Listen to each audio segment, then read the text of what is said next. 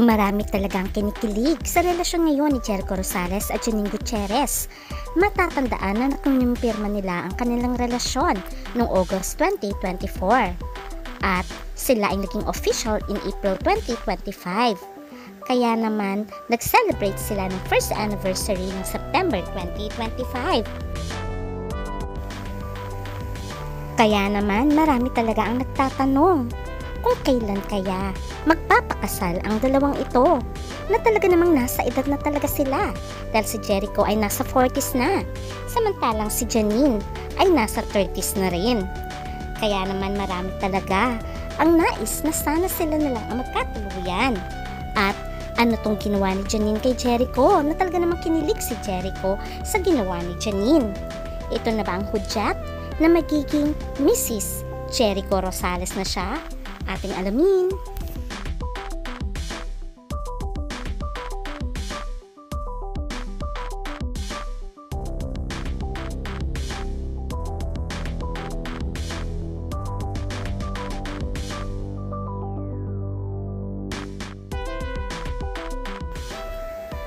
Marami talaga ang kinilig sa team-up ni Jericho Rosales at Janine Gutierrez sa Lavender Fields. Sabi nila ay meron talagang chemistry ang dalawa.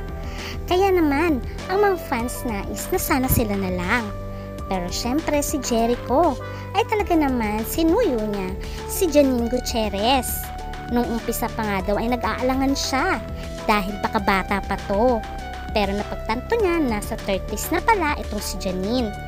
At sinabi nga ni Echo na marami silang similarities ni Janine Gutierrez. Ayon kay Jericho, na starstruck talaga siya kay Janine Gutierrez hindi lamang dahil sa physical na anyo, dahil nga mabait sa personal si Janine. At ang sabi pa nga niya, Janine has such a loving family, very accepting and cool family. They're just warm, cool and chill. I love it. Ayon pa kay Jericho.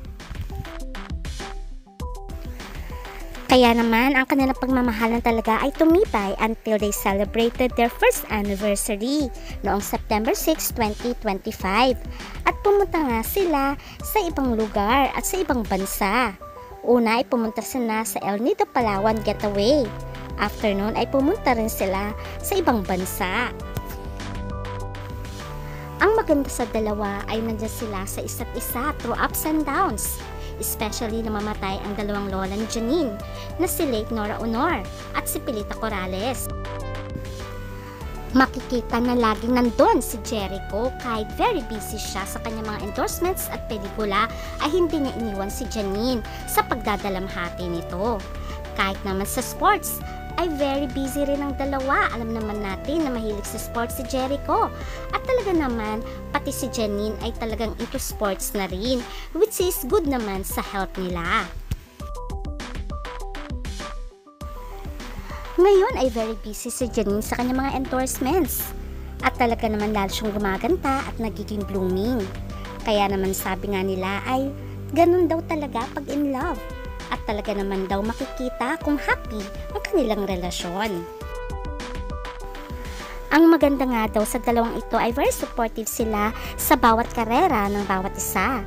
Especially ngayon ay very proud si Janine kay Jericho Rosales sa kanyang pagganap bilang Quezon.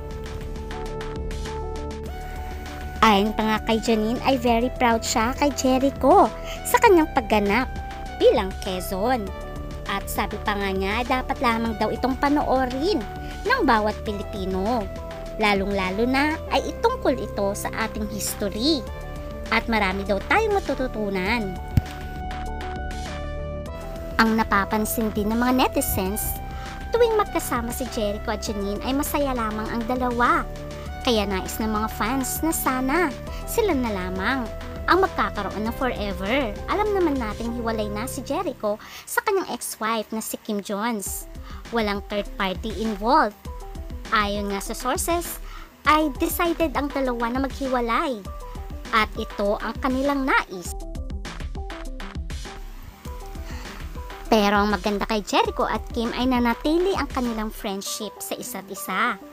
Kaya nga ang tanong ng karamihan, si Janine na kaya ang magiging forever ni Jericho? mapapansin na talagang official na silang magkarelasyon dahil kahit sa red carpet ay officially na sila na ang magkasama. Kaya naman marami talagang kinikilig sa dalawang ito dahil ngayon very busy si Jericho sa kanyang Quezon movie at dumating nga si Janine para suportahan ang kanyang boyfriend during the premiere ng Quezon, which is malapit nang ipalabas sa mga sinema. Makikita dito na kasama ni Jericho si Janine nung umattend sila ng premiere. For sure ay magiging iconic na naman ang role ni Jericho. Alam naman natin napakagaling na aktor ni Jericho. For sure maraming manonood ng Quezon dahil bukod sa makakapulot tayo ng aral ay babalik tayo sa history. At sabi nga ni Janine ay supportahan natin ang Quezon movie. O di ba naman nakakatuwa silang pagmasdan habang nandun sila para manood nga ng premiere ng Quezon. Napaka-sweet ni Janine sa kanyang boyfriend at very supportive. O diba, napaka-supportive wife. For sure ay masayang-masaya si Jericho. At ayon nga kay Jericho, darating din ang araw na magkakaroon sila ng forever ni Janine. At ito nga ang nais ng mga fans. Total, very busy pa sila ngayon sa kanilang karera, pero sabi nga ni Jericho ay darating din tayo dyan. Kaya abangan na lang natin. Bye!